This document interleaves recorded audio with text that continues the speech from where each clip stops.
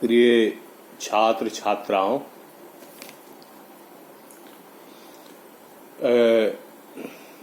आज पूरा विश्व कोविड संक्रमण से मुक्ति की दिशा में प्रयासरत है, लेकिन हम लोग अभी संक्रमण मुक्त नहीं हो सके हैं। आज के इस वीडियो क्लास में आप सबका एक बार फिर से स्वागत है। मैं doctor Akhilesh Kumar, associate professor Hindi विभाग, एचडी जैन कॉलेज, आरा। हम लोग रूपक या नाटक के अध्ययन के क्रम में रूपक के तत्वों की चर्चा कर रहे थे और इस संदर्भ में कई वीडियो क्लास पूर्व में लिए जा चुके हैं और जो 3 प्रमुख तत्व बताए गए थे,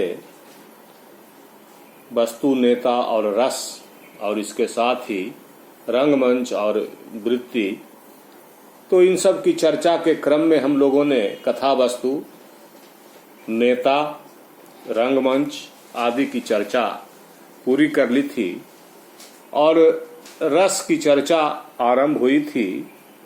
और पूर्व के वीडियो क्लास में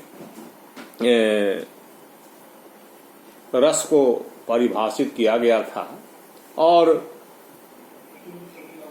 रस के जनक जो विभावानुभाव व्यभिचारी संयोगात रस निष्पत्ति, जो रस निष्पत्ति का सूत्र है, इसकी भी व्याख्या की गई थी और भाव, विभाव, अनुभाव, व्यभिचारी भाव, अस्थाई भाव, इन सब की चर्चा की जा चुकी है। हम लोग स्नातक खंड 3 हिंदी प्रतिष्ठा के वर्ग में हैं। तो रस के विवेचन के क्रम में आचार्यों के द्वारा जो जिन रसों की गणना की गई है उस पर चर्चा करेंगे। हमारे आद्याचार्य भरत ने 8 रसों की चर्चा की है रस भेद के क्रम में।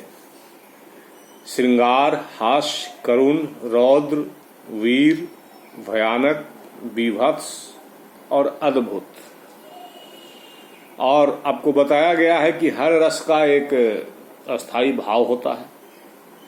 जब हम रसों का अलग अलग विवेचन करेंगे तो उसके अस्थाई भाव की भी चर्चा करते चलेंगे। तो आचार्य भरत के उपरांत रसों की संख्या में वृद्धि हुई। 8 के बाद 9वां रस आया, उसके बाद फिर 10वां रस आया, 11वां रस और 12वां रस भी आया। तो भक्ति रस, वात्सल्य रस, देश प्रेम रस, इन सब रसों की भी गणना परवर्ती विद्वानों ने की। तो ऐसे मूलतः 9 ही रस माने गए थे, लेकिन उसमें वृद्धि हुई। तो आज हम इन रसों की अलग अलग चर्चा करेंगे, अलग अलग इन रसों का निरूपण करेंगे। और आचार्यों ने अपने अपने मत के अनुसार उन रसों में एक सर्वश्रेष्ठ रस की भी कल्पना की और लगभग यह मान्य है कि श्रृंगार को ही रसराज की उपाधि मिली। तो आज की चर्चा हम श्रृंगार रस से ही करेंगे। श्रृंगार रस का अस्थाई भाव रति है। रति अर्थात प्रेम। इसके आलंबन है नायक नायिका, एक आश्रय हो जाते हैं और एक आलंबन हो जाते हैं। जिनके माध्यम से भाव की उद्दीप्ति होती है वे आलंबन हो जाते हैं, और जिनके हृदय में भाव उत्पन्न होता है वे आश्रय हो जाते हैं। तो स्वेद, रोमांच आदि इसका सात्विक भाव है। अनुराग, भ्रिकुटी भंग, कटाक्ष करना, ये सब अनुभाव है। अर्थात हृदय में भाव पहले उत्पन्न होता है और उस भाव की जो प्रतिक्रिया होती है आंगिक, वाचिक, सात्विक और आहार्य के द्वारा, वह अनुभाव होता है। बार बार मैं इस बात का स्मरण दिला रहा हूं। और इसमें श्रृंगार रस के अंतर्गत जो है प्रकृति के तत्व, पशु या पक्षी वगैरह ये भावों को उद्दीप्त करते हैं, उद्दीपन का काम करते हैं। जैसे कि मधुबन तुमकत रहत हरे में, मधुबन में जो फूल खिले थे उन फूलों ने गोपियों के हृदय के भाव को उद्दीप्त किया कि एक तो वे कृष्ण प्रेम में, कृष्ण विरह में जल रही थीं, और दुखी व्यक्ति को किसी का सुख देखकर उसका दर्द जो है और भी बढ़ जाता है। जैसे कि तावे पर जल की कुछ बूंदें गिराने पर उसकी जो स्थिति होती है वही स्थिति विरह में दग्ध प्राणी के हृदय की होती है। तो चंद्रमा, ऋतुएं, चंदन, भौरे, ये सब जो है भावों को उद्दीप्त करते हैं। जैसे चांदनी भेल विषम सर रे, भूषण भेल भारी, वहां चंद्रमा की चांदनी बाण के समान। अर्थात विरह जन स्थिति में, सुख के क्षणों में जो तत्व सुख के कारक होते हैं, विरह की स्थिति में वे दुख के कारक हो जाते हैं। तो 33 संचारी भाव बतलाए गए हैं। हमने उन सभी की चर्चा की थी, एक बार फिर से हम उनकी चर्चा कर देते हैं। जो 33 संचारी भाव हैं, निर्वेद, ग्लानि, शंका, असूया, मद, श्रम, आलस्य, दैन्य, चिंता, स्मृति, धृति, व्रीड़ा, चपलता, हर्ष, आवेग, जड़ता, गर्व, विषाद, औत्सुक्य, निद्रा, अपस्मार, सुप्ति, विबोध, अमर्ष, अभित्था, उग्रता, मति, व्याधि, उन्माद, मरण, त्रास और वितर्क। तो इसमें से उग्रता, मरण, जुगुप्सा और आलस्य के अतिरिक्त कोई भी संचारी भाव जो है इसमें संचरण कर सकता है। श्रृंगार के देवता भगवान विष्णु माने गए हैं और रंग जो है सांवला माना गया है। और भगवान विष्णु के अवतार के रूप में चाहे राम हो, कृष्ण हो या अन्य हो, वे भी श्रृंगार के आलंबन रहे हैं।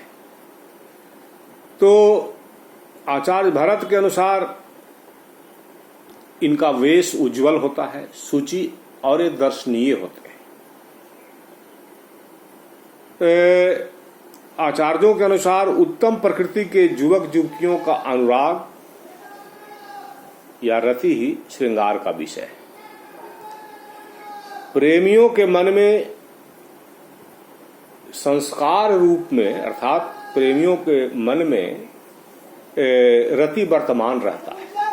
तो संस्कार रूप में वर्तमान रति या प्रेम जो है वह रस की अवस्था को पहुंचकर जब आस्वादन की योग्यता को प्राप्त कर लेता है तब उसे श्रृंगार रस कहते हैं। फिर से एक बार, प्रेमियों के मन में जो संस्कार रूप में रति या प्रेम विद्यमान रहता है वह रस की अवस्था में पहुंचकर आस्वादन की योग्यता जब प्राप्त करता है तब उसे श्रृंगार रस कहते हैं। श्रृंगार जो है इसमें दो शब्द हैं, दो शब्दों का योग है, श्रृंग और आर। श्रृंग का अर्थ होता है कामोद्रेक, काम का बढ़ना, उन्नयन, और आर का मतलब वृद्धि या प्राप्ति, काम की प्राप्ति, कामोद्रेक की प्राप्ति ही इसका विषय है, इसीलिए इसे श्रृंगार कहते हैं। किंतु श्रृंगार रस की उपयोगिता प्रेम के उदात्त रूप उपस्थित करने में है। जब प्रेम या कामोद्रेक श्रृंगार, जब प्रेम या कामोद्रेक अपनी उच्चता को प्राप्त होता है वहां श्रृंगार होता है।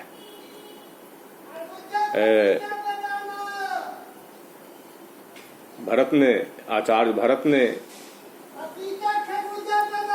श्रृंगार के दो भेद किए हैं, संयोग और वियोग। और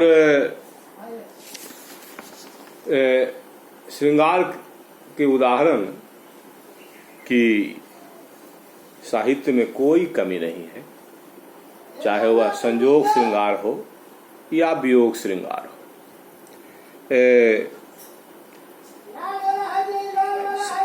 संयोग श्रृंगार का उदाहरण देख सकते हैं, जब राम विवाह का प्रसंग है, राम सिय सिर सेंदूर देही, शोभा कही न जात विधि के ही, अरुण पराग जलज भरिनी के, शशि भूष अहि लोभ अमी के। उसी तरह से वियोग श्रृंगार के उदाहरण की तो चर्चा हम कर चुके हैं। मधुवन तुम कत रहत हरे, बिरह वियोग श्याम सुंदर के, ठाढ़े कत न जरे। तो यह श्रृंगार रस हुआ, और श्रृंगार को ही रसराज की संज्ञा भी दी गई है। रसों में श्रेष्ठ, सर्वश्रेष्ठ श्रृंगार को लगभग आचार्यों ने माना है। अब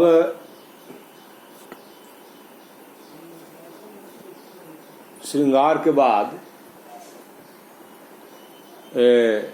हम हास्य रस की चर्चा करते हैं। हास्य का मतलब ही है हंसी, जिसके माध्यम से हंसी आ जाए। तो हंसी का कारण कई प्रकार से होता है।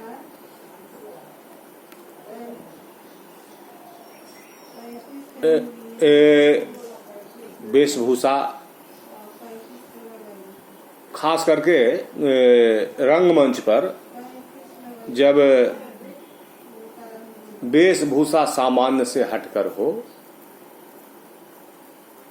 भाव भंगिमा सामान्य से हटकर हो,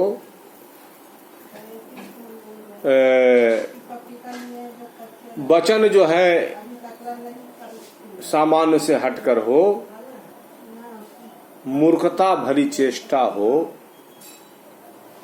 निर्लज्जता आदि का प्रदर्शन हो,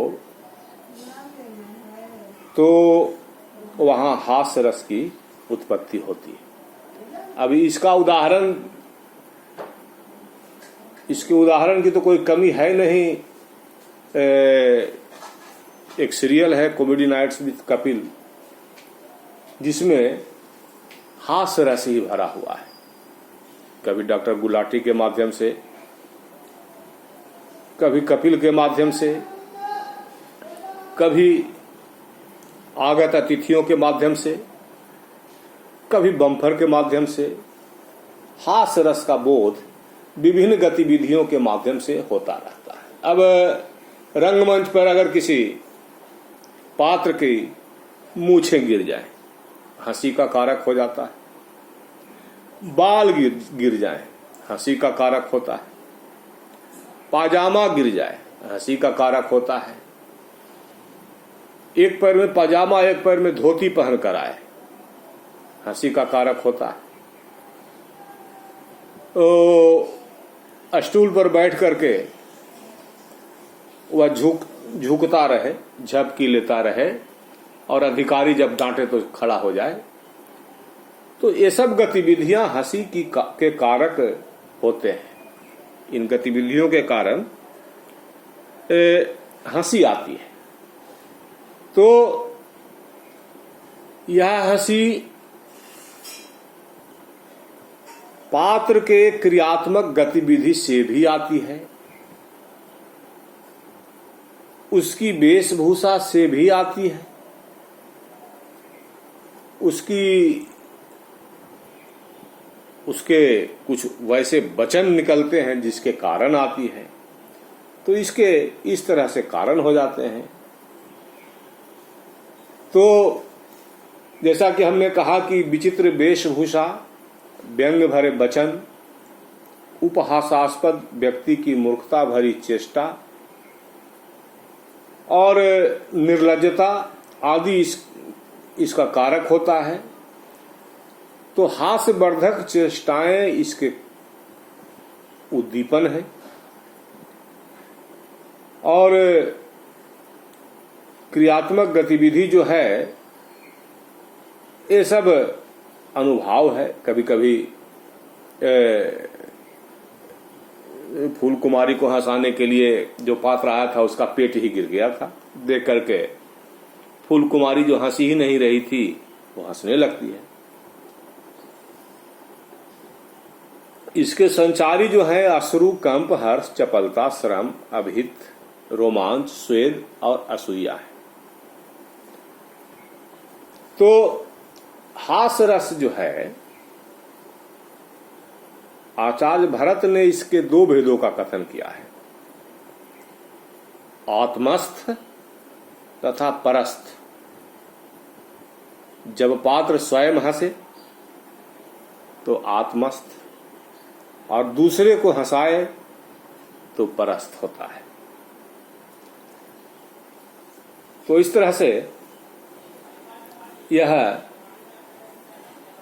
हास्य रस कहलाता है, जो कि साहित्य का एक बड़ा ही आनंद प्रदान करने वाला रस है। रस का काम ही है आनंद प्रदान करना। अब जैसे कुछ और उदाहरण इसमें देखे जा सकते हैं।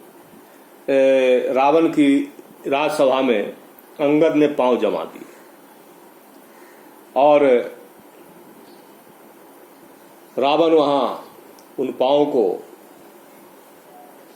उठाने के लिए पहुंच जाता है।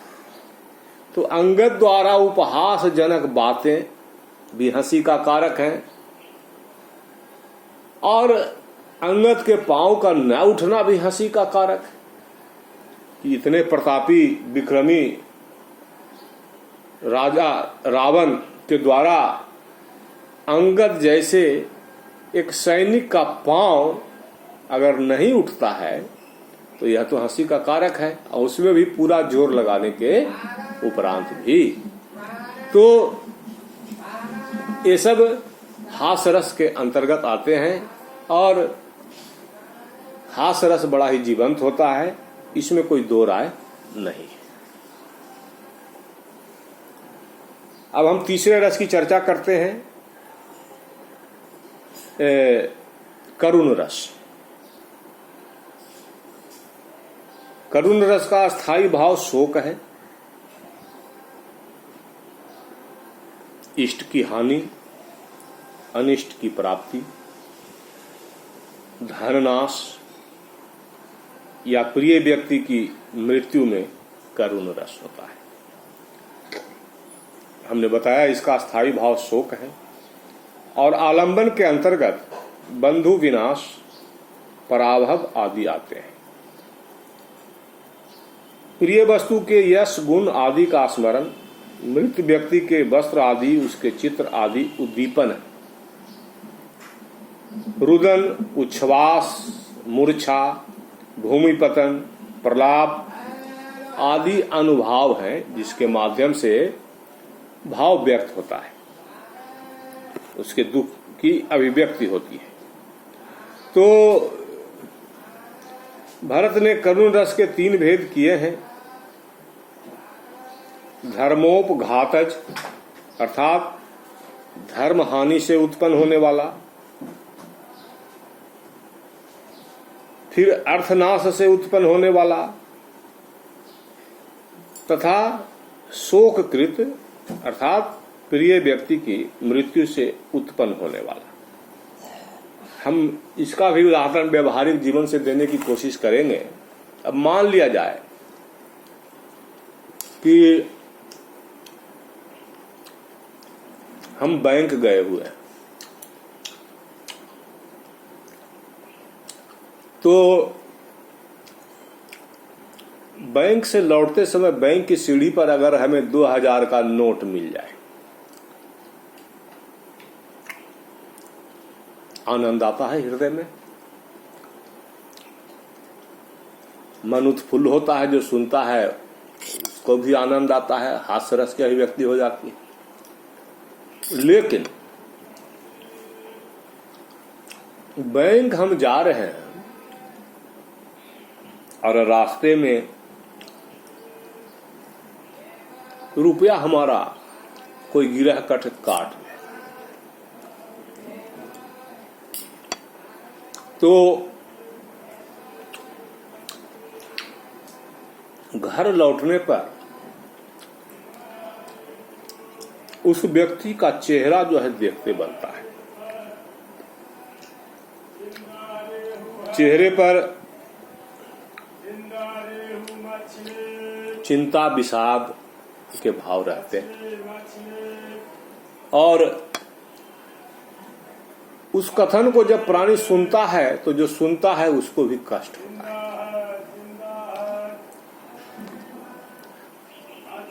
तो ये सब अब साहित्य से अगर हम देखें तो रावण के साथ युद्ध में लक्ष्मण जी को शक्तिवान लग गए। अब जान पर संकट आ गया।